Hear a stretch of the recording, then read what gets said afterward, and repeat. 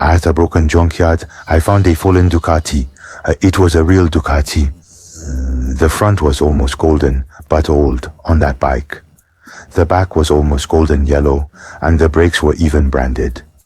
This vehicle is very likely not just any ordinary wreck. I brought it back, and this is all that's left. The owner sold it to me for 8.5 yuan per kilogram, and there were 215 jin left. The owner doesn't guarantee the condition. The handlebars are broken off, and it's unclear if the driver's grip is strong enough. The golden shock absorber bracket below is also snapped, and the wiring throughout the vehicle is in terrible condition. This has been neglected for years, quite tragic. I don't know who this fork is plugged into. The engine is an L-shaped twin cylinder. Comparing it with my fist, it's really quite powerful.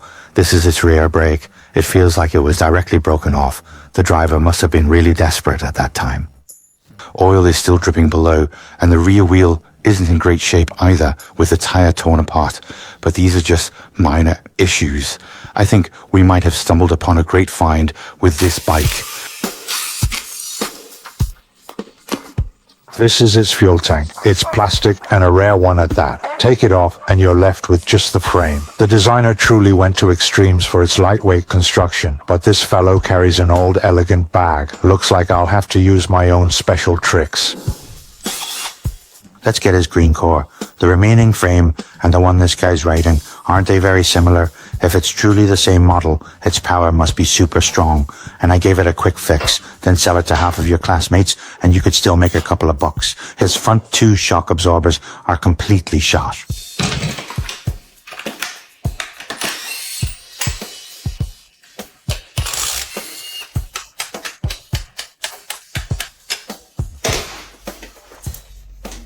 Once this rigid frame is removed, all that's left is the engine. The power of this car must be incredibly fierce. This is its rear wheel. It has a single shock absorber, but the precise multi-link structure makes the frame quite rigid. However, its engine is very complex. It's an L-twin, and it's belt-driven. The lower cylinder block is also quite old, but this oil window is stuck, and oil is leaking out from here.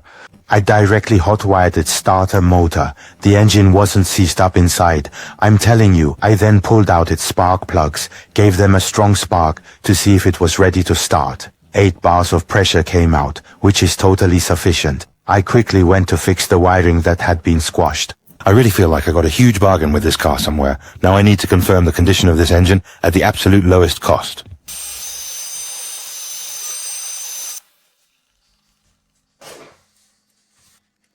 I've plugged in all the necessary wires to get it started, but this one doesn't have a key. But I've got a little trick up my sleeve. I'll connect 2 wires for it, and the one underneath just a quick hot wire. You really have to keep this a secret. I also hope these messy wires don't cause us too much trouble. I'm going to try to start it now. Wish us both good luck.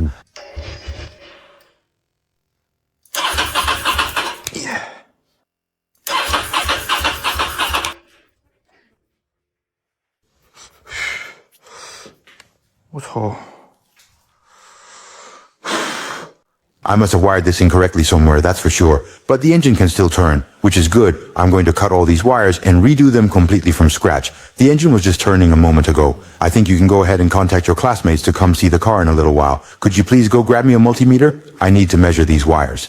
You always make me work. No worries, this time you won't escape. Once the helper girl had left, I kept tidying up its wiring, checking it carefully end to end to make sure it was okay this time. Then I properly lit it up again.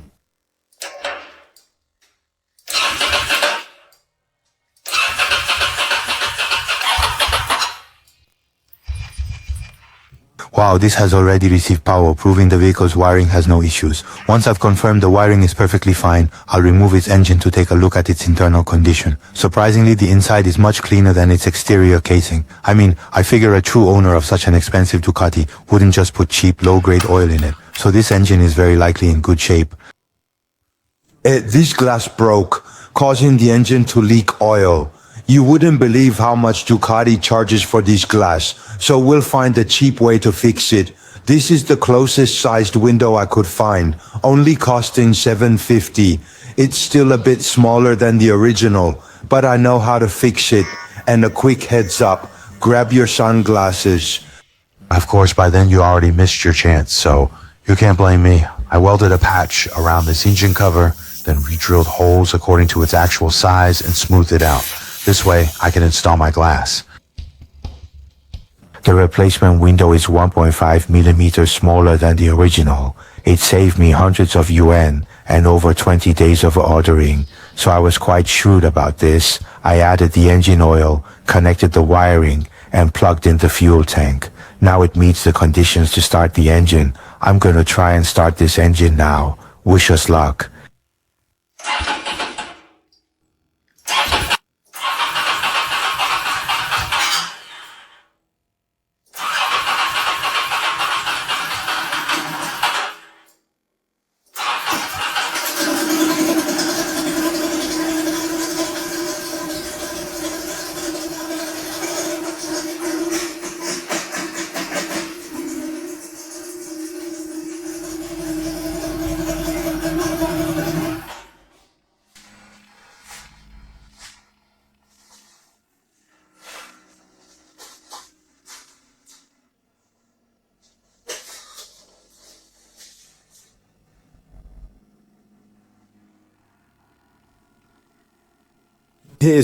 This wire, I've gone over it completely, from start to finish. Normally, it shouldn't be twisting again, but just now it got all tangled up with us. I think this car must have some kind of persistent glitch.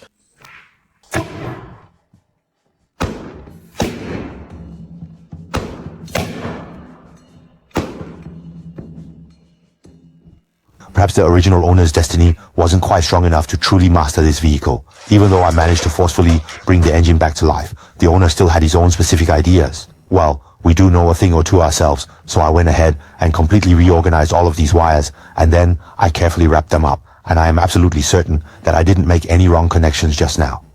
The short circuit just now wasn't my problem. The engine has been confirmed to be in good condition. We can go and give its exterior a thorough cleaning now. I'm using dry ice, and it sells for 6 yuan per kilogram here.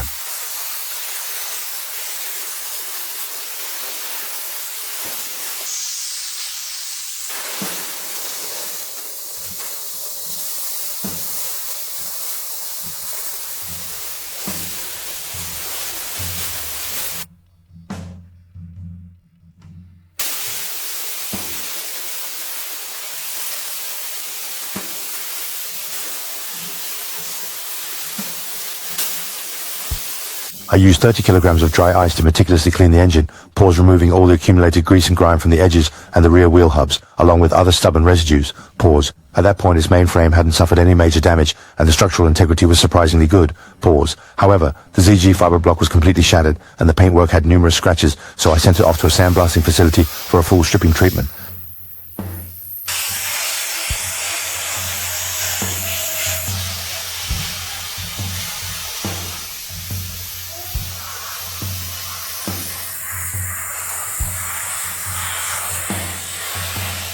This is what the frame looks like right after sandblasting. Its materials and welding craftsmanship are excellent. I re-welded the fiber block back into place. Then, without a moment's delay, I immediately sprayed it with epoxy primer to seal off rust, and then sprayed it with the original factory red color, high temperature baked for its protection and durability.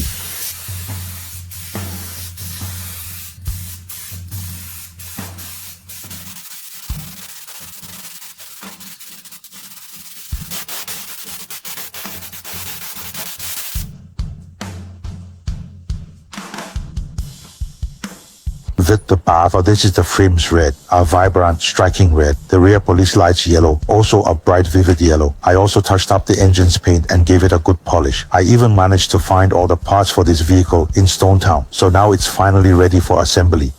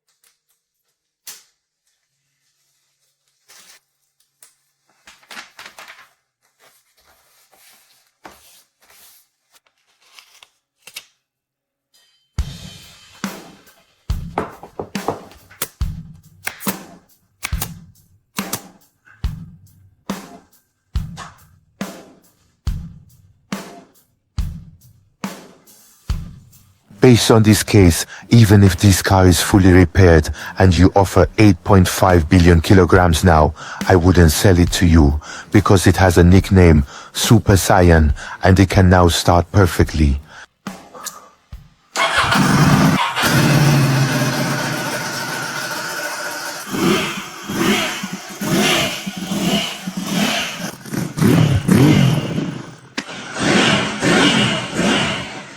Who said winter? It got washed away. Audience laughter. Let's go. Let's try the car outside. Sound of car starting.